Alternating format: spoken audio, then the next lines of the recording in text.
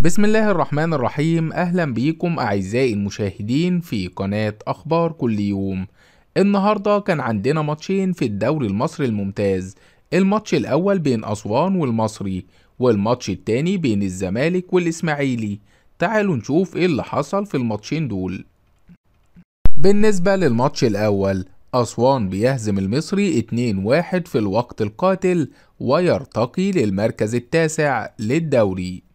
حقق فريق أسوان فوزا مثيرا على نظيره المصري البورسعيدي بهدفين لهدف في المباراة التي جمعتهما على استاد السويس الجديد في إطار منافسات الجولة العاشرة من مسابقة الدوري المصري الممتاز هذا الموسم.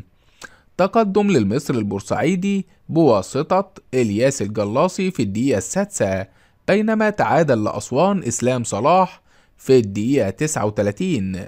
وشهد الشوط الأول إضاعة أسوان ركلة جزاء عن طريق أحمد بالحاج، تصدى لها محمود جاد حارس مرمى المصري. ونجح ماليك إيفونا في تسجيل هدف قاتل لأسوان في الدقيقة 97 من ركلة جزاء.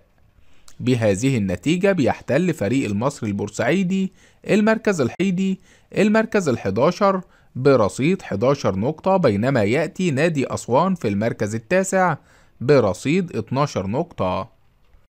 بالنسبة للماتش التاني، الزمالك بيهزم الإسماعيلي 3-1 ويتصدر الدوري بفارق الأهداف.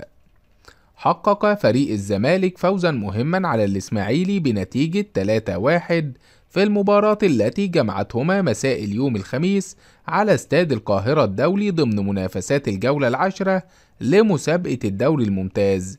بهذه النتيجة بيحتل الزمالك صدارة جدول ترتيب الدوري بفارق الأهداف عن الأهلي بعدما تساوى الفريقان في النقاط، حيث وصل الفارس الأبيض بهذا الفوز للنقطة 24 بعدما خاض 10 مباريات، فاز في 7 مباريات وتعادل في 3 مباريات ولم يخسر أي مباراة.